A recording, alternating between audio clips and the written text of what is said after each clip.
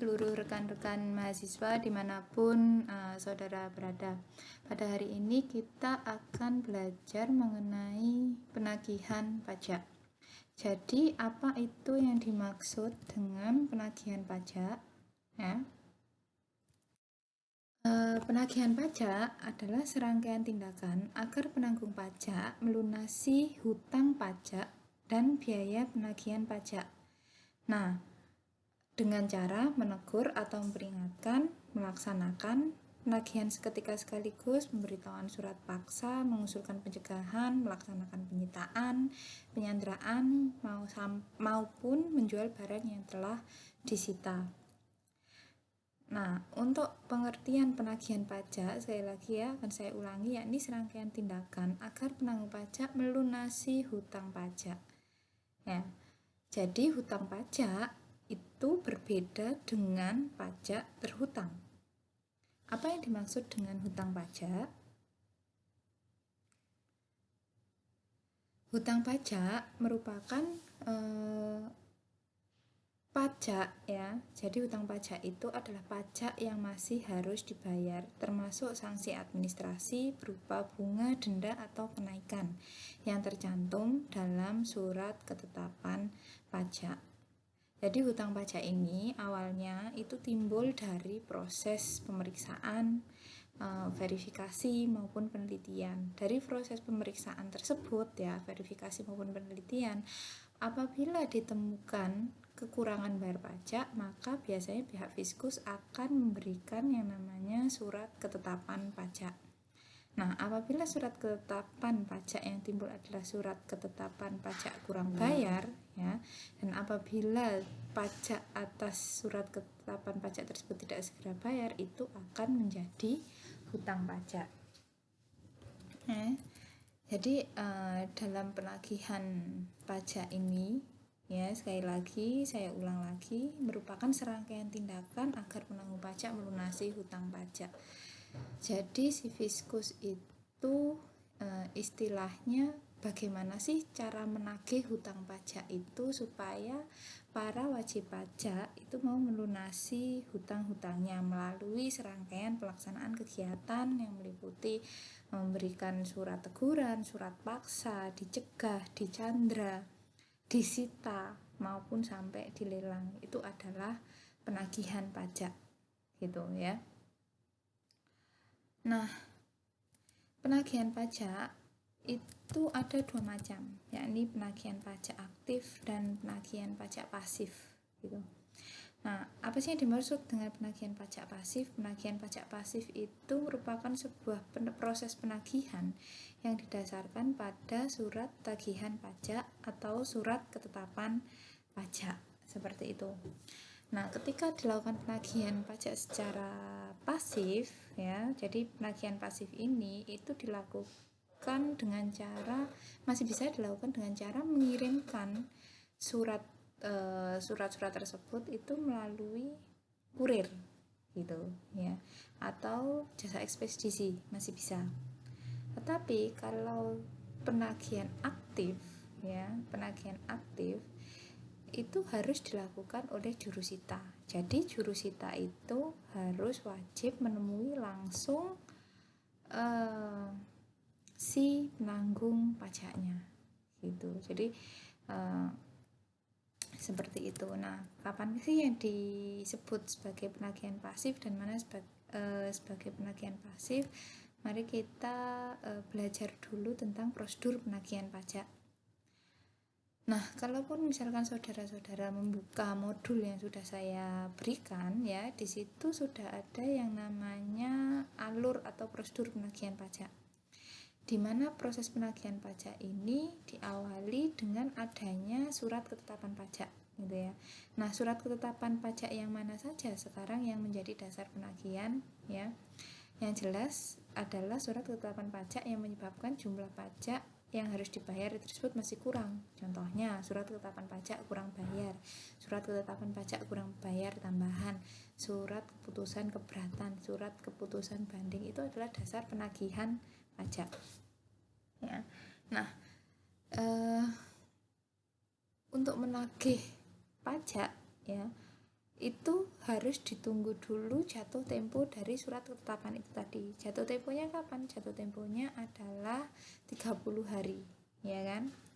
Nah, setelah 30 hari itu ditunggu dulu selama 1 minggu atau 7 hari, baru kemudian dilakukan atau diberikan yang namanya surat teguran, ya. Nah, surat teguran inilah masih bisa dikirimkan secara pos, ekspedisi, kurir, ya, itu masih bisa. Nah, setelah diberikan surat teguran gitu ya, dalam jangka waktu 21 hari ditunggu, kalau misalkan si penanggung pajaknya tidak segera membayar, maka pihak Fiskus dapat memberikan yang namanya surat paksa. Gitu. Nah, setelah diberikan surat paksa, ditunggu lagi apakah dia mau membayar gitu. Ditunggu berapa lama? Ditunggu 2 kali 24 jam. Kalau tidak segera membayar, maka bisa melakukan yang namanya proses penyitaan gitu. Nah, nanti dari surat sita itu setelah memberikan surat sita ditunggu lagi 14 hari. Kalau tidak segera membayar, maka akan dilakukan pengumuman lelang. Setelah dilakukan pengumuman lelang, ditunggu lagi 14 hari. Kalau misalkan 14 hari dia masih mau membayar dalam jangka waktu 14 hari itu, utang pajak bisa dianggap lunas kalau dia mau membayar. Tapi kalau misalkan dia tidak mau membayar dalam jangka waktu 14 hari, maka barang-barang yang sudah disita tadi akan dilakukan proses pelelangan barang tersebut. Nah, yang dimaksud penagihan pasif di sini itu adalah ketika ya diberikan surat ketetapan pajak sampai surat teguran, itu masih penagihan pasif. Kenapa ya? Karena surat masih bisa diberikan secara lewat pos ya, masih bisa dilewatkan secara perantara. Tetapi kalau misalkan sudah mulai masuk surat paksa dan seterusnya, itu adalah penagihan aktif. Kenapa? Karena jurusita itu akan langsung turun ke lapangan untuk melakukan proses penagihan pajak tersebut, ya, seperti itu. Nah, kemudian kalau misalkan dari tadi saya selalu bercerita bahwa penagihan aktif itu dilakukan oleh jurusita. Sebenarnya siapa sih jurusita itu, gitu kan ya? Jurusita itu adalah petugas DJP yang melaksanakan rangkaian kegiatan penagihan pajak yang meliputi penagihan seketika sekaligus, ya kan? Pemberitaan surat paksa, penyitaan, penyanderaan, itu adalah jurusita. Jadi yang melakukan tugasnya untuk menagih hutang pajak di lapangan itu disebut sebagai jurusita pajak, ya. Dia adalah salah satu petugas DJP, ya, gitu. Nah, apa sih wewenangnya jurusita gitu ya? Kalau tugas sudah kita bahas juga tadi sedikit banyak ya, bahwa dia harus melakukan surat perintah penagihan seketika sekaligus, kemudian dia memberikan surat paksa, melaksanakan penyitaan, melaksanakan penyanderaan, ya. Nah, sekarang kalau wewenangnya, apa sih wewenang jurusita itu ya? Karena dia tadi bertugas untuk melakukan penyitaan, ya kan, maka seorang jurusita itu memiliki wewenang untuk memasuki dan memeriksa ruangan tempat si wajib pajak ini tinggal. Dia boleh buka lemari, dia boleh buka laci, dia boleh memeriksa kamar atau tempat-tempat lain, gitu ya. Kemudian dalam melaksanakan tugasnya pun gitu ya, si jurusita ini boleh ditemani, boleh minta bantuan untuk ditemani kepolisian, kejaksaan, departemen yang bidangi hukum dan perundang-undangan, Pemda, BPN, ya, dalam rangka proses penagihan pajak. Kenapa? Karena beberapa tahun lalu saat lagi boomingnya trends, jadi DJP itu lagi gencar-gencarnya melakukan penyanderaan. Ada salah satu wajib pajak yang sangat takut sekali dengan adanya proses penyanderaan gijeling ini yang dilakukan oleh DJP. Dan karena saking takutnya, pada akhirnya dia memilih opsi melukai si jurusita. Bahkan ada yang sampai dibunuh. Jadi dikatakan di sini jurusita dalam melaksanakan tugasnya dia memiliki wewenang untuk meminta bantuan kepada kepolisian atau pihak keamanan. Itu sangat wajar sekali, karena ya ditakutkan itu tadi, ketika ada proses pelaksanaan di lapangan ya, untuk mencegah hal-hal yang tidak di ini yang tidak diinginkan tadi gitu ya. Nah, kemudian dalam menjalankan tugasnya ya, jurusita itu diangkat oleh pejabat ya.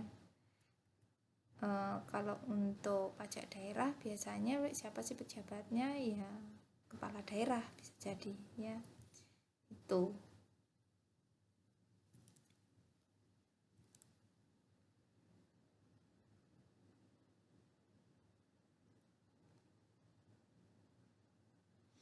Nah, oke, untuk selanjutnya ya, sesi selanjutnya nanti saudara bisa melakukan diskusi di Google Class gitu ya, atau mau diskusi di komen-komen di YouTube juga silahkan, nanti akan saya bahas di pertemuan selanjutnya. Oke, sekian penjelasan dari saya untuk penagihan pajak. Mari kita diskusi.